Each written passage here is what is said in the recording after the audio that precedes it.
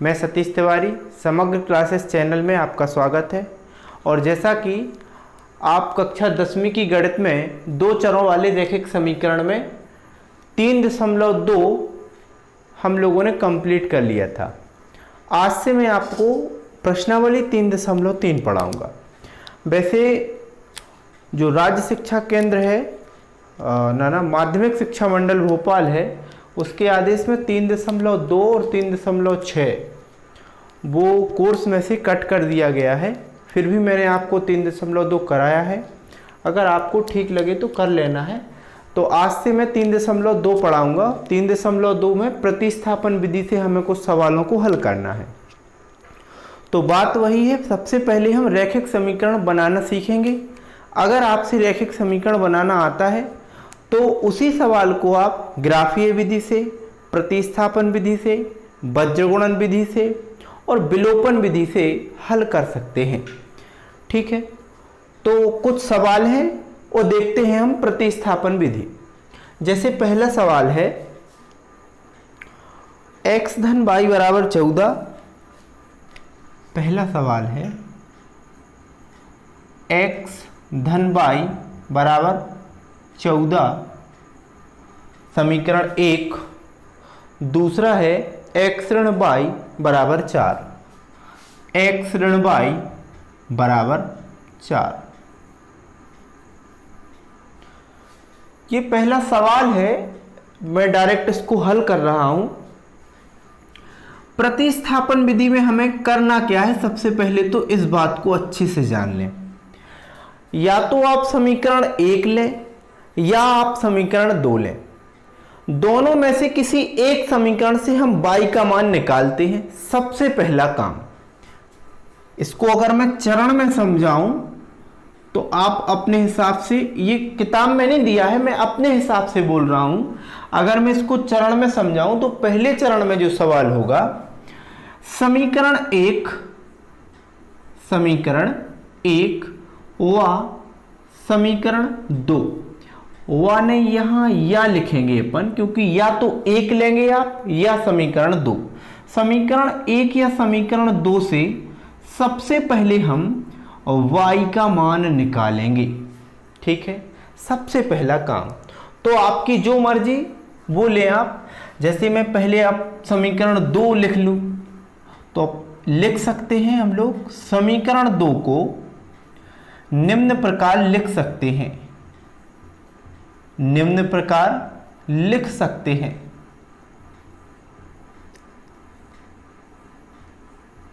इसका मतलब यह है कि समीकरण 2 को हमें ऐसा लिखना है कि y के बराबर हमें संख्याएं प्राप्त हों। तो समीकरण 2 है मेरा x ऋण y बराबर 4।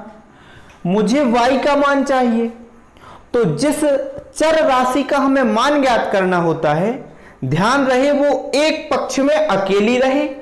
दूसरी बात, उसके साथ हमेशा प्लस का चिन्ह हो, अर्थात वो चर राशि कभी भी माइनस में नहीं होनी चाहिए। तो हमें y का मान ज्ञात करना है। वही बोला ना मैं, समीकरण 1 या समीकरण 2 से सबसे पहले आप y का मान निकालें। तो ये y है, जो ये y हमें काय का चाहिए, धन का। तो ये y है, y को अपन इस साइड ले गए तो प्लस का हुआ। x जहां के तहां और 4 इस साइड आए तो माइनस के हो गए, बराबर। मतलब y का मान मेरा क्या आया, y बराबर x ऋण 4। ये हुआ आपका समीकरण 3, दे दो इसको नाम। अब इसका मान, समीकरण 3 से जो y का मान मुझे प्राप्त हुआ, ये समीकरण 3 आया कहां से, ये समीकरण 3 समीकरण 2 से आया। 2 को ही आपने इस प्रकार लिखा और उसको हमने क्या नाम दिया, समीकरण 3। तो हमें इस y का मान 2 में नहीं रखना है, क्योंकि 2 से ही तो ये मान निकला है। हमें 2 को छोड़ के 1 में रखना है। जिससे मान निकला है उसमें ये मान हमें नहीं रखना है। तो क्या लिख सकता हूं मैं कि समीकरण 1 में y का मान लिखने पर जहां y है वहां मैं क्या लिख सकता हूं, x ऋण 4। तो लिखें समीकरण 1 में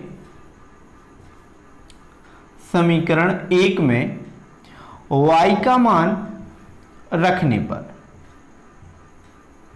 y का मान रखने पर।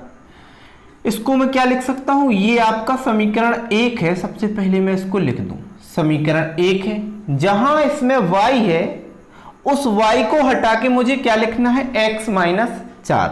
तो x ये प्लस ज्यों का त्यों, और इस y की जगह पे मुझे क्या लिखना है, x माइनस 4। कोई दिक्कत, बराबर 14। ठीक है। अब x प्लस का अंदर गुणा होगा। जब भी कोष्ठक के बाहर और अंदर राशि हो तो उसका गुणा होता है हमेशा, ये बात आपको पता होगी। तो प्लस का जब भी गुणा होता है तो हमेशा चिन्हों में कोई परिवर्तन नहीं होता है। मतलब ये x है तो ये प्लस का ही रहेगा, और ये माइनस के 4 है तो ये माइनस के 4 ही रहेंगे। बराबर क्या आया, 14। x और x प्लस प्लस का है तो x और x जोड़ के क्या होगा, 2x। बराबर यहां 14 था और ये 4 उस साइड प्लस के हुए, तो 14 और 4 18। मतलब 2x बराबर मेरा क्या आया, 18। तो x बराबर क्या आएगा, 18/2, मतलब 9 बार कटेगा। x का मान मेरा 9 आया। ठीक है, ये मेरा x का मान आया। अब इस x के मान को चाहे आप 1 में रख दो, 2 में रख दो, समीकरण 3 में रख दो, जो मर्जी हो आपकी, इनमें से किसी भी समीकरण में रख दें, आपको y का मान मिलेगा। और ऐसा भी नहीं होगा कि आपको x का मान, ये मत आप सोचें कि समीकरण 1 में रखेंगे तो अलग आएगा, 2 में रखेंगे तो अलग आएगा, 3 में रखेंगे तो अलग आएगा। ऐसा कुछ भी नहीं है। आप इनमें से किसी एक भी समीकरण में रख के देखें, मान बराबर हर एक स्थिति में आएगा। तो मैं समीकरण 3 में रख देता हूं, तो यहां क्या लिखेंगे, समीकरण 3 में x का मान रखने पर, समीकरण 3 में x का मान रखने पर, समीकरण 3 है मेरा y बराबर x माइनस 4। ये मैंने समीकरण 3 लिख लिया। ठीक है, जहां x है हमें x की जगह पे क्या लिखना है, 9। तो y बराबर x की जगह पे मैं क्या लिखूं, 9 माइनस 4। आगे चलूं तो y बराबर 9 में से 4 गया 5। ठीक है, तो आंसर क्या आ गया मेरा, आंसर मैं लिख सकता हूं कि x बराबर 9 और y बराबर 5। ये मेरा आंसर आ गया। तो मैं इसको चरण में बता रहा था आपको। तो पहला चरण है कि सबसे पहले चाहे आप समीकरण 1 को लिख लें, 2 को लिख लें, जो आपकी मर्जी हो, तो दोनों में से किसी एक समीकरण में से y का मान निकालें। उसके बाद चरण दूसरे की हम बात करें, चरण दूसरा, फिर मैंने दूसरी बार किया क्या था, जो y का मान निकला था उस y के मान को हमें दूसरे समीकरण में रखना है।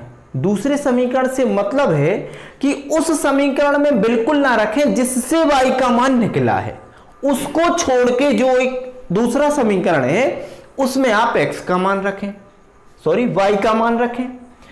जब वो y का मान रखेंगे तो x का कोई नया मान आएगा, और इस नए मान को तीनों में से किसी एक समीकरण में आप अगर रख दें तो y का मान भी आपको मिल जाएगा।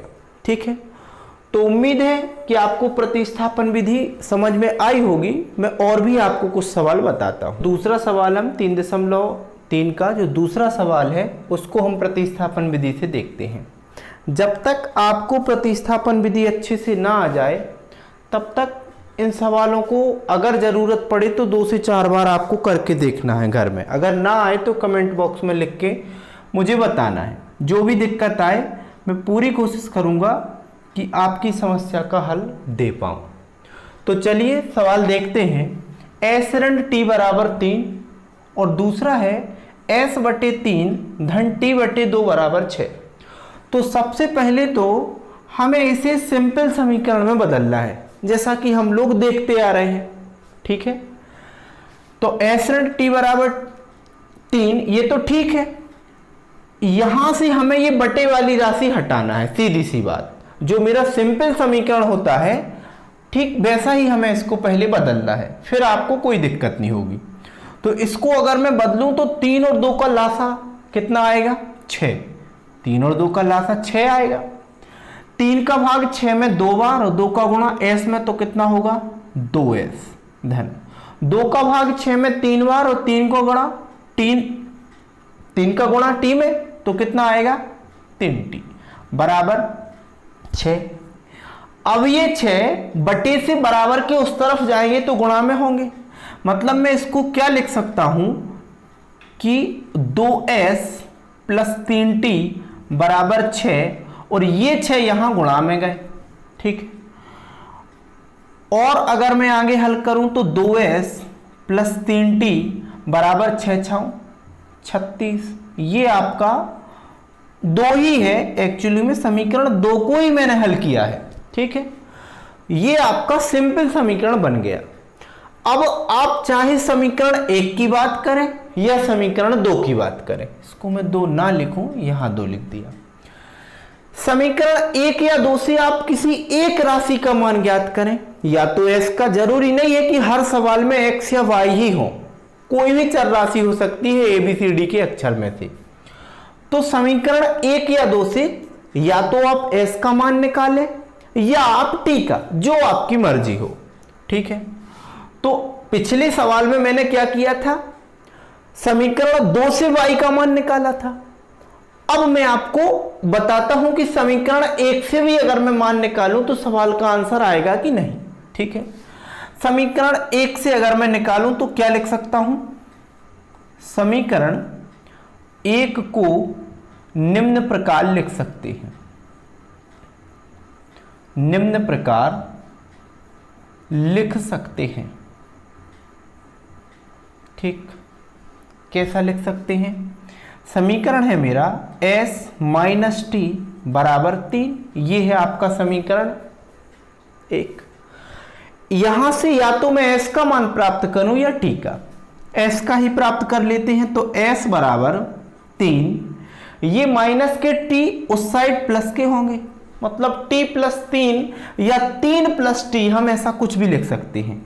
ये मेरा एक नया समीकरण बना, इसको मैं समीकरण 3 दे सकता हूं। s का मान मुझे मिला। अब s का मान मुझे मिला किससे है, समीकरण 1 से, तो ध्यान रखना है कि इसमें ना रखें, हम दूसरे समीकरण में रख सकते हैं। तो क्या लिखूं मैं यहां, समीकरण 2 में, समीकरण 2 में s का मान रखने पर, ठीक, समीकरण 2 क्या है मेरा, 2s प्लस 3t बराबर 36। जहां s है उस s को हटा के हमें क्या रखना है, 3 प्लस t। ठीक है, तो 2 s की जगह में क्या रखूं, 3 प्लस t, फिर प्लस का निशान है, फिर 3t है, फिर बराबर है, और फिर क्या है 36 है। 2 का अंदर गुणा होगा तो कितना होगा, 2t 6 प्लस 2 का t में गुणा होगा तो 2t plus 3t as it is बराबर 36। अब 6 उस साइड अगर अपन पहुंचा दें, पहले तो इसको जोड़ लें अपन, 2t प्लस 3t बराबर कितना होगा, इसे जोड़ें तो 5t बराबर 36, और ये 6 मैं उस साइड ले जाऊं तो माइनस के होंगे। ठीक है,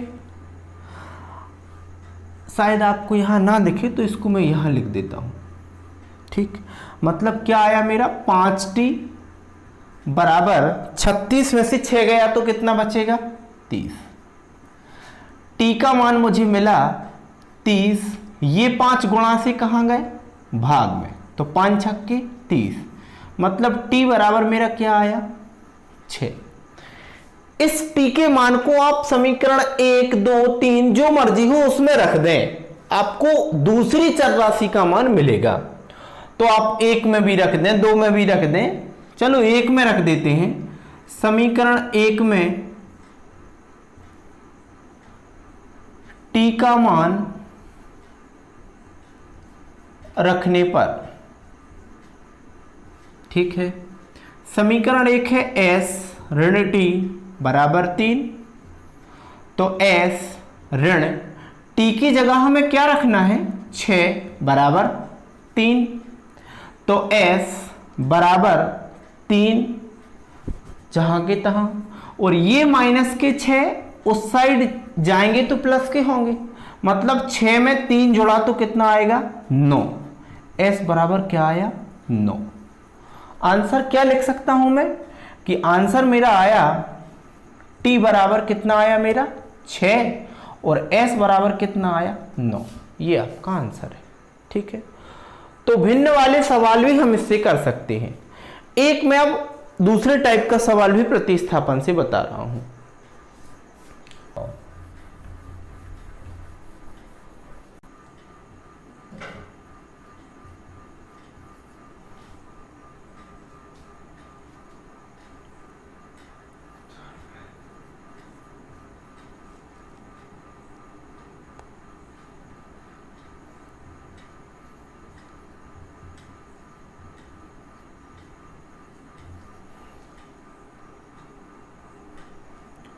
ये चौथा सवाल है और मेरा प्रयास है कि प्रतिस्थापन विधि से जितने टाइप के सवाल हैं उन सबको मैं आपको करा रहा हूं ताकि आपको कहीं भी दिक्कत ना जाए। इसके बाद भी अगर आपको दिक्कत जाए तो मुझे बताइएगा।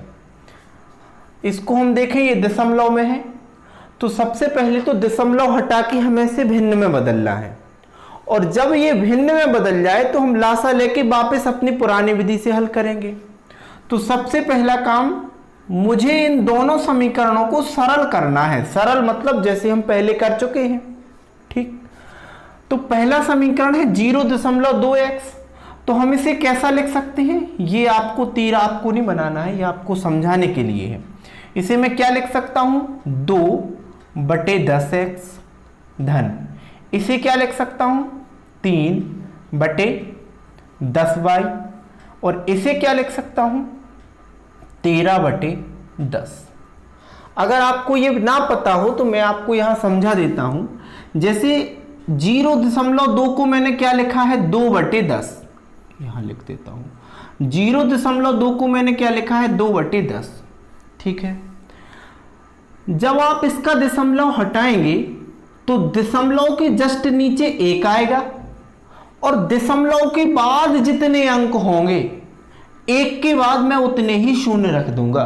तो दशमलव के बाद मात्र 1 अंक है तो मैंने 1 शून्य रख दिया, तो ऐसा मेरा 2/10 आया, ठीक है।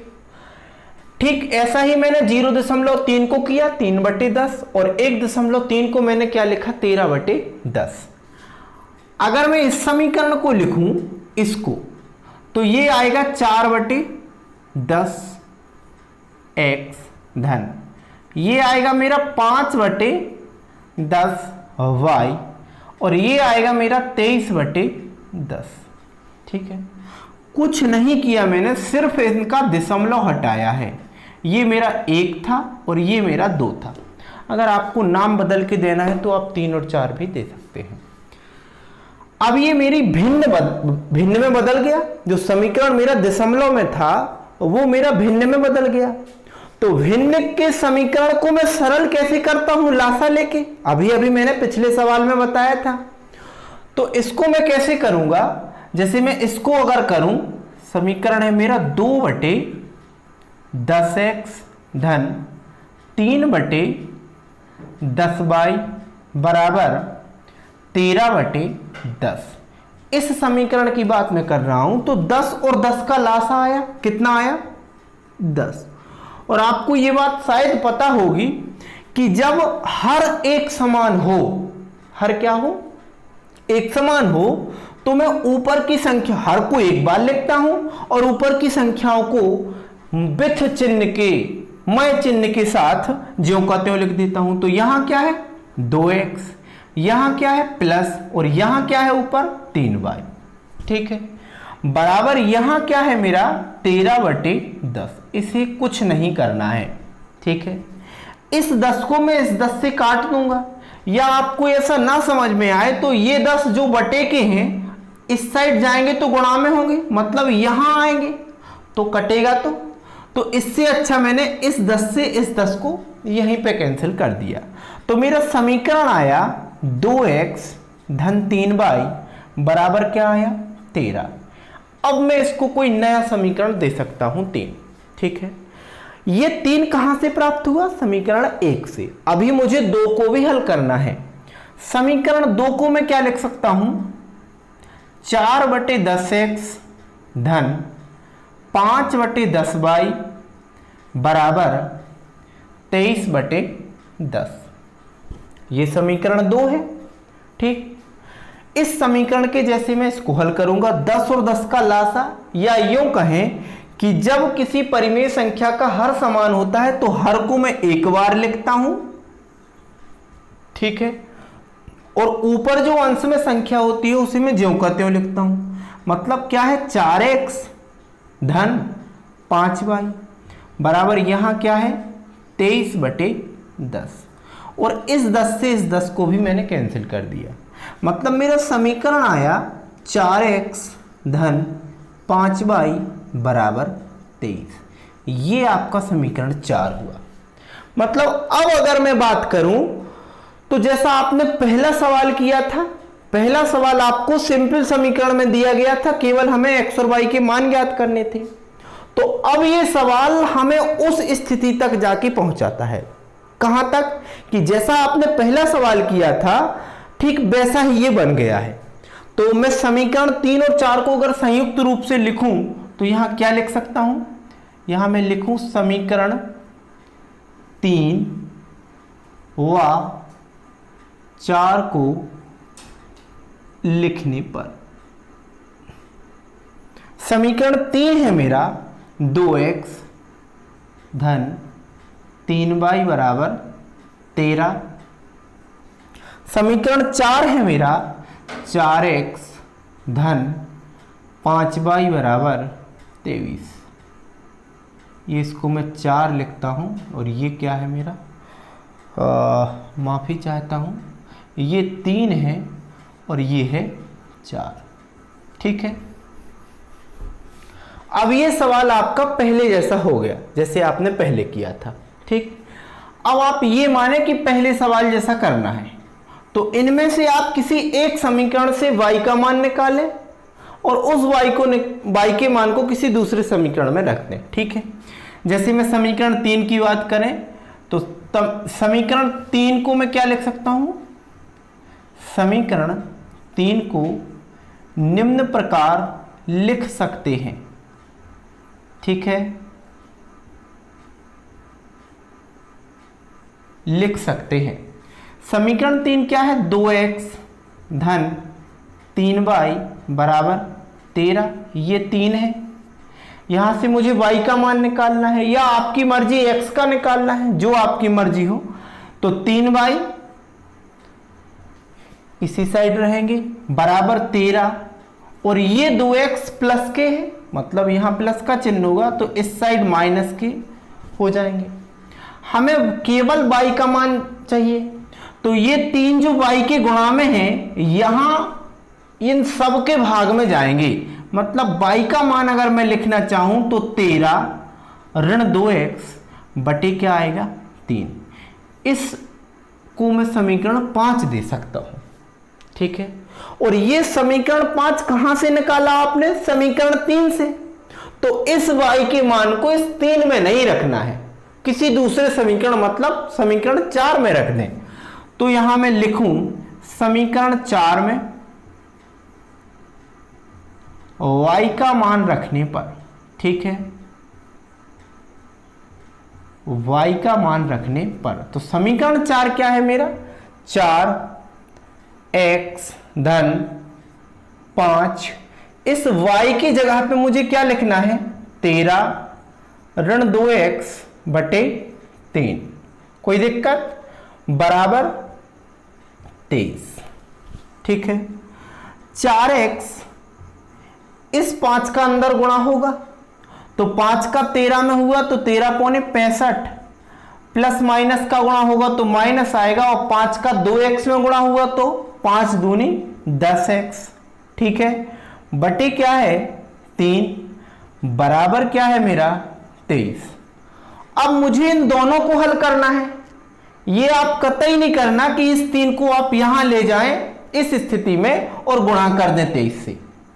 पहले आप इसे हल कर लें। 3 और 1 का हम लासा लेंगे तो कितना आएगा, 3 और 1 का लासा लिया मैंने तो मेरा 3 आया, और 1 का भाग 3 में दिया तो 3 बार, और 3 का गुणा 4x में किया तो 4 3 12x आया मेरा, और 3 का भाग 3 में दिया 1 बार, और 1 का गुणा इस 3 के ऊपर जो अंश है जितना भी हो उस सारे के सारे अंश में गुणा करेंगे तो ज्यों का त्यों आएगा। मतलब क्या है 65 है और माइनस की 10x भी है बराबर 23 जहां की तहां। अब ये 3 इन इस तरफ की पूरी संख्या के बटे में है तो अब ये गुणा में जा सकता है। मतलब मैं इसको क्या लिखूं, 12x धन के हैं और 10x ऋण के हैं, तो हमेशा विपरीत चिन्ह वाली संख्या घटती है, ये आपको ध्यान रखना है। और ये भी आपको पता होगा कि अधिक में से कम संख्या घटेगी, तो 12x में से 10 घटेगा तो यहां बचेगा आपका 2x। ठीक है, प्लस क्या है 65 बराबर ये 3 इस साइड गए तो 23 के गुणा में यहां क्या आएंगी 3। ठीक है, 2x बराबर 23 का 3 में गुणा होगा तो कितना आएगा 69, और इन 65 को मैं कहां ले जाता हूं इस साइड तो माइनस की होंगी, और 69 में से 65 गया मेरा तो कितना आया 4। ठीक है, अब मैं x का मान लिख सकता हूं, इस 2 से 4 को काटूं तो यहां का क्या आया 2, मतलब x बराबर मेरा क्या आया 2। ठीक है, इस x के मान को आप जो मर्जी हो आपकी उस समीकरण में रखें और y का मान प्राप्त कर सकते हैं। मान लो मेरी मर्जी है 5 में रखें तो यहां आप लिख सकते हैं, यहां दिखेगा। तो समीकरण 5 में मैं क्या लिख सकता हूं, समीकरण 5 में x का मान रखने पर, x का मान रखने पर, तो सबसे पहले तो हम समीकरण 5 को लिख लें कि समीकरण 5 क्या है y बराबर 13 ऋण 2x बटे 3, ये आपका 5 है। मुझे x की जगह पर कहां क्या लिखना है 2 लिखना है, तो y बराबर 13 माइनस 2, x की जगह पे मैं क्या लिखूं 2 बटे क्या है 3, तो y बराबर 13, 2 का 2 में गुणा होगा तो कितना आया 4 बटे 3, 13 में से 4 अपन घटाएंगे तो कितना बचेगा 9, मतलब मेरा आएगा 9 बटे 3, और 9 बटे 3 को आप क्या लिख सकते हो, मतलब 3 से ये कट जाएगा तो y बराबर क्या आया 3। ठीक है, आंसर आप क्या लिख सकते हो, आंसर आप लिखोगे कि x बराबर 2 आया और y बराबर 3, ये आपका आंसर होगा। ठीक है,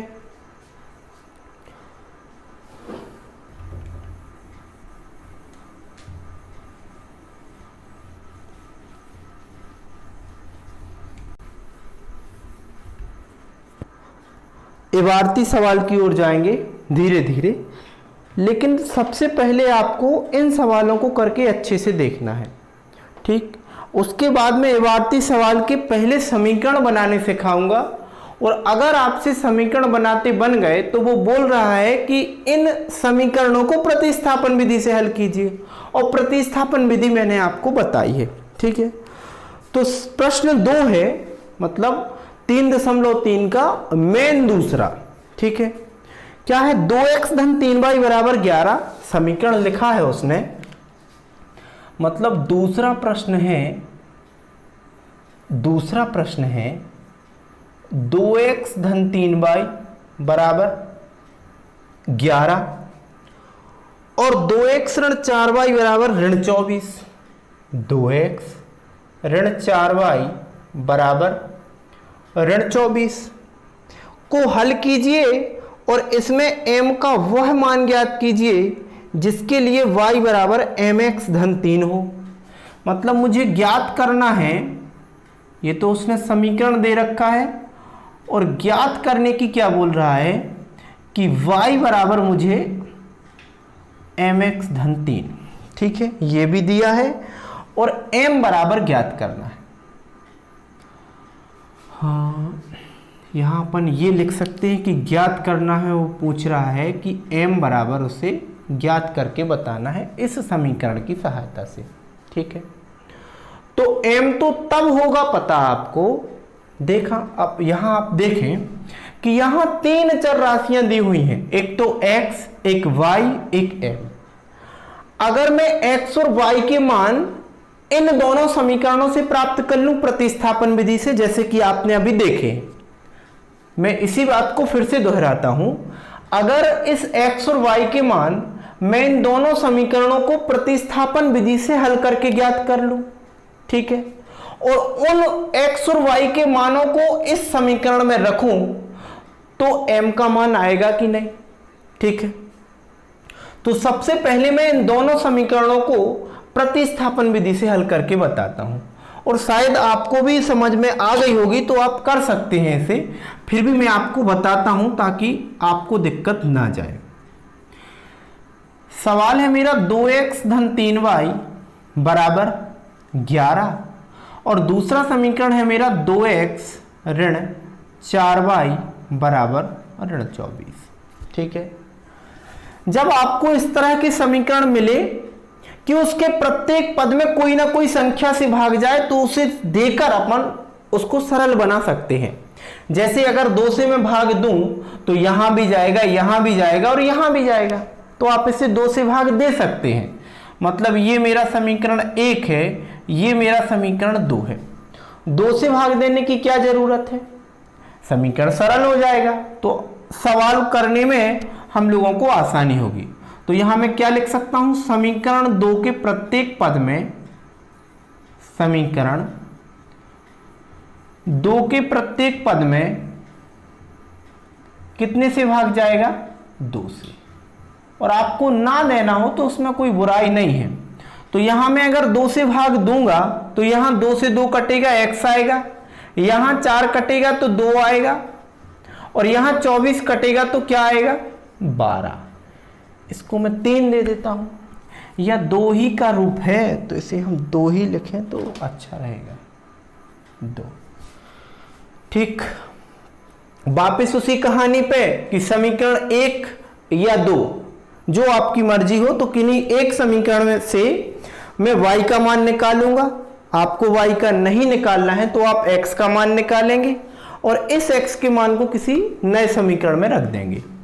तो यहां मैं लिखूं समीकरण 1 को निम्न प्रकार लिख सकते हैं, समीकरण 1 को निम्न प्रकार लिख सकते हैं, ठीक है।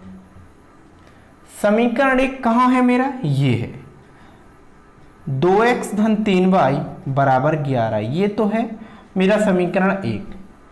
यहां से मैं y का मान निकालूं तो 3y यहां रहे, 11 के इस साइड ये 2x जाएंगे तो माइनस के होंगे, और हमें चूंकि y का मान ज्ञात करना है तो y बराबर 11 माइनस 2x, तो जहां के तहां, और ये 3 गुणा से मेरे कहां गए, यहां, तो भाग में जाएंगे। इसको मैं कोई नया नाम देता हूं समीकरण 3, ठीक है। मिला कहां से ये समीकरण 3 मुझे, 1 से, तो वापस 1 में उठा के नहीं रखना है, किसी और समीकरण में, मतलब 2 में रखूं। तो मैं लिख सकता हूं कि समीकरण 2 में y का मान रखने पर, अब समीकरण 2 क्या है, मतलब इसको ना लिख के अपन इसको लिखें, तो समीकरण 2 मेरा क्या है, x ऋण 2y बराबर ऋण 12, ये 2 है, ठीक है। यहां मुझे y की जगह पे क्या रखना है, मैं इसको यहां लिखूंगा, ठीक है, इसको मैं यहां लिखूंगा।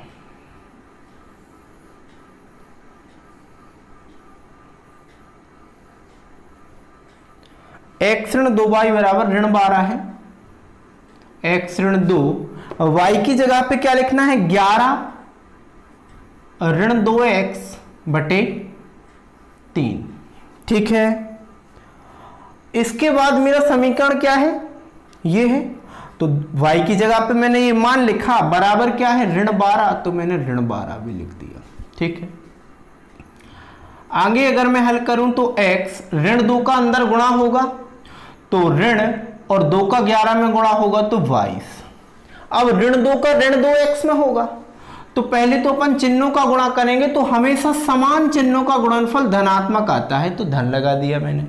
और 2 का 2 में गुणा किया तो 4 और x जो कि त्यों। ठीक है, इस 2 का गुणा किया मैंने, तो बटे में क्या थे यहां 3 बराबर ऋण के 12। ये 3 ध्यान रखना है, हमने केवल इस 2 का गुणा किया था, तो इनके बटे में रहेंगे, x के बटे में नहीं रहेंगे। अब मैं क्या करूं कि यहां कुछ नहीं है तो बटे में 1 लिख सकता हूं, और 1 और 3 का मैंने लासा लिया तो कितना आया 3। 1 का 3 में भाग दिया 3 बार, और 3 का x में गुणा किया तो कितना आएगा 3x ऋण। 3 का 3 में भाग दिया 1 बार, और 1 का 3 के ऊपर जो हमारा अंश है उसमें अपन गुणा करेंगे तो एज इट इज वही संख्या आ जाएगी। मतलब क्या है 3 के ऊपर y है और प्लस के 4x है, बराबर मेरा है ऋण 12। अब मैं इस 3 को, क्योंकि ये सबके बटे में है, तो अब मैं इस 3 को यहां ले जा सकता हूं। ठीक है, तो सबसे पहले तो 3x और 4x प्लस प्लस के हैं, तो जुड़ के क्या आ जाएगा मेरा 7x आया, और ऋण के 22 थे, ऋण के 12 यहां ज्यों के त्यों, और ये 3 मैंने यहां पहुंचाए तो गुणा में जाएगा। मतलब 7x बराबर 12 का 3 में गुणा होगा तो यहां माइनस के 36 आया, और ऋण 22 उस साइड जाएगा तो काय का होगा प्लस का। ठीक है, 7x बराबर 36 में से 22 में घटाऊंगा, क्योंकि विपरीत चिन्ह सदैव घटते हैं, और बड़ी संख्या में से छोटी संख्या घटेगी। घटाने के बाद वही चिन्ह आता है जो बड़ी संख्या के साथ हो। तो 6 में से 2 गया 4 आया, और 3 में से 2 गया 1 आया। चूंकि बड़ी संख्या के साथ माइनस का चिन्ह है तो मेरा माइनस आएगा। और x बराबर में क्या लिख सकता हूं -14, और ये 7 गुणा से भाग में। ठीक है, तो x का मान मेरा क्या आया 2। कोई दिक्कत? इस x के मान को आपकी जो मर्जी हो उस समीकरण में रख दें आप, तो y का मान मिल जाएगा। ठीक है, मान लो मैंने 3 में रखा, तो मैं लिख सकता हूं समीकरण 3 में x का मान रखने पर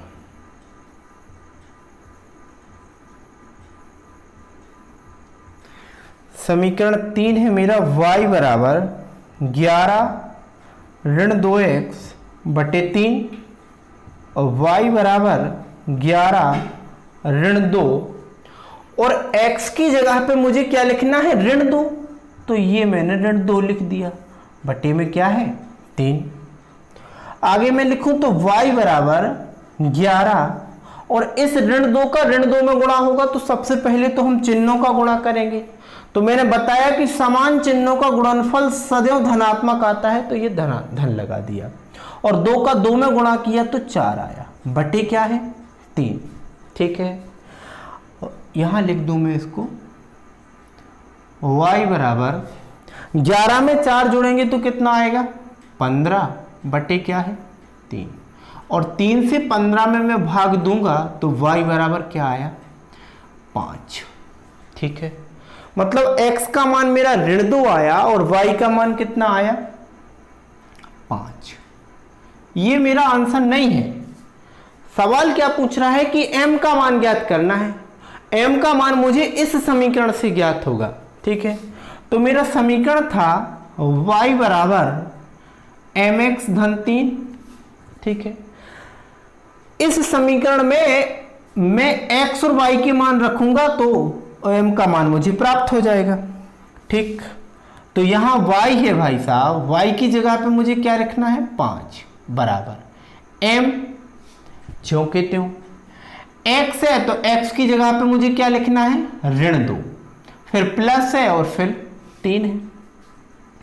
तो 5 और 3 इस साइड मैंने पहुंचाए तो माइनस के हो गए, और 2 का ऋण 2 का m में गुणा होगा तो कितना आया, ऋण 2m। 5 में से 3 घटेगा तो 2 आएगा, और यहां क्या है, ऋण 2m। इस 2 का गुणा से पक्षांतर होगा यहां तो भाग में जाएगा, लेकिन ध्यान रखना है ये ऋण साथ में रहेगा, बराबर क्या है m। 2 से 2 कट जाएंगे तो क्या बचेगा, ऋण का 1। ये काय का मान है भाई साहब, m का। ठीक है, तो ये m बराबर ऋण 1 प्राप्त हुआ। तो इस प्रकार से आज मैंने केवल आप लोगों को यह प्रयास किया है सिखाने का कि प्रतिस्थापन विधि आपसे अच्छे से आ जाए। ठीक, आगे के जो 3.3 के इबारती सवाल हैं उनको मैं अगले वीडियो में 3.3 आपकी कंप्लीट करा दूंगा, लेकिन उसके पहले आपको अच्छे से प्रतिस्थापन विधि सीखनी है, तब आपको आगे के सवाल पढ़ने में बहुत आनंद आएगा। तो धन्यवाद, फिर मिलते हैं।